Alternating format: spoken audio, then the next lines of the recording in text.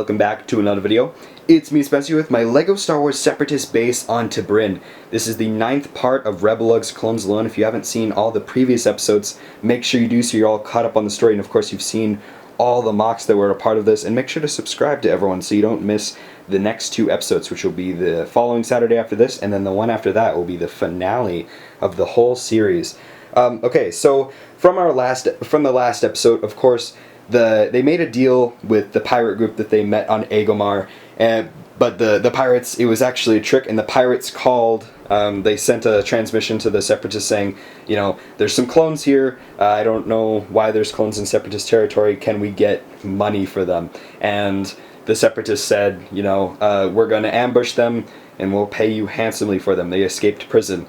And the Separatists sent the pirates basically tricked them into thinking that they were going to go steal something from a different pirate group, and then they were going to, the pirates were going to give them a ship so that they could get back to the Republic. But it turned out to be a Separatist ambush, and the Separatist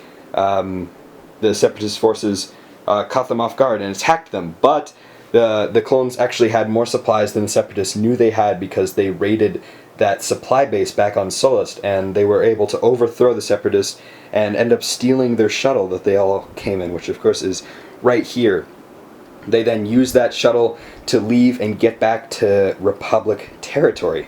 But it didn't end there, because once they made it back to the Republic territory, which was right at the border where Tibrin is, which of course is this planet right here, they realized that it was under attack and it was about to be taken over by the Separatists. The entire planet was almost under control of the Separatists. So they're beginning their campaign right now to try and infiltrate the Separatist forces and basically overthrow them and support the Republic, even though the Republic doesn't even know that they're there. And they're going to start with this command supply base right here, which is inside of this kind of cove area. Tibrin is it's got lots of like tropical islands and stuff, and it's a very it has a lot of ocean and just islands, no huge land masses, and that's kind of what this is like here. It's a kind of a cove with, of course, lots of water, and the hangar and command center embedded into this rocky cove. Yeah, and then of course it goes into this very tropical, jungly area up here. Alright, so we can begin with this sort of beachfront area right here in front of the MOC, where the water kind of meets these rocks, and then there's this sand right here. There's this dark tan for wet sand, and then this drier sand near the top. Goes into sort of small rocky cliff area right before it levels off into more vegetation. And then this is the entrance to the cove right here, and then kind of as a door to it, there's these, they put in these ray shields on both sides. And as some extra cool functionality, as a way of turning off the ray shield, you can actually just pull it out of the top here, and it looks like I broke it a little bit, but yeah. And then the rocks kind of go around to the other side, which you can't really see very well. We'll see that when we go around to the other side. Yeah, and then all this water is basically just these little different trans blue, one by one pieces. There's trans clear and trans dark blue and trans light blue, and then there's panels holding them in, and it's all blue plates under there, so that it looks a little bit more deeper, I guess, than just having gray base plates under there. Take a look at the other side. Yeah. Above that, it sort of levels off and then goes into this grassy vegetation area, which is composed of basically just regular green and these regular green curved slopes, and then some sand green pieces here and there. Of course, lots of different plants, and it goes into more rocks. It's pretty much the same on both sides, and then on both sides there are these. There's like this turret area like embedded into the mountain. There's these cool sloped things on the sides and wall on the back, and then the turret, of course, itself, which I think is a pretty cool design, and it also spins and goes up and down. Over here on this side, it goes into like these stairs that go up, which I think turned out pretty cool. Yeah, It's basically, and then that goes into this walkway that goes all the way around. It's the same on both sides. And then this walkway basically just goes all the way around. It doesn't really go anywhere except for both sides of these. It kind of has a little bit of walling so you don't fall into the water, which of course be bad.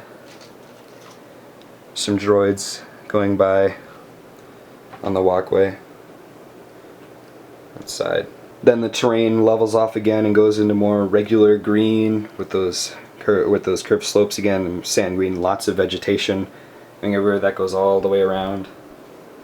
I like to think of this more as like a deforested area, and then it goes into this much darker forest area that has much different plant life in it, lots of trees.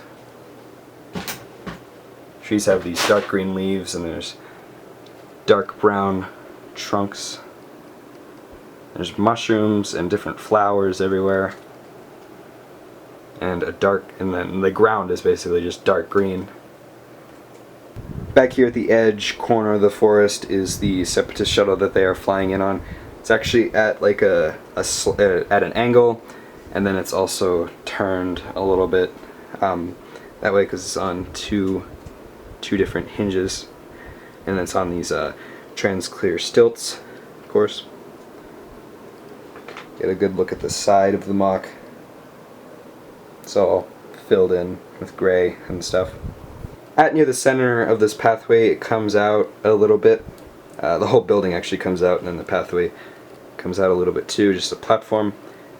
And this building is basically just where the command center is. There's these big glass windows on the front, some random greebles right there on the side, and a big Separatist symbol right there in the middle. Some little random stuff on the side, and then the some leftover cliff rock that was part of the cove before, that wasn't just carved out for the hangar and the command center. Here we can get a look at the side, or I guess the front of the hangar. Yeah, it's just embedded in the rock, kind of like everything else. It's got these curved parts at the top and the bottom. The entrance does. Now we can take a look at the inside of the hangars, which of course house the vehicles and supplies and stuff. This one over here has these droid transports in them. One is actually leaving full of droids. Some droids just kind of messing around, working on them, and a bunch of supplies and crates all around. The whole thing is tiled, so it's nice and flat and looks cool. And then on the walls, there's these scaffold and this cool brick patterns on both walls. The hangars are pretty much the same except for the things that they're housing. This one just has some different supplies in it and an AAT. Of course, some different droids. Basically everything else is the same. Alright, so these hangars basically just lead into the command center right here on both sides. And yeah, so droids are coming and leaving. There's lots of droids down in here, and there's lots of computers and things. It's a hologram, or two hologram tables. These two computer setups back here, and over here. Then there's this big monitor right there up for basically everyone to see, to display general information. And then some up there by the window, which I will go into a little bit closer detail with. Okay, so the room is of course all tiled. There's these cool wall designs on the sides, and then these little patterns right up there in the front.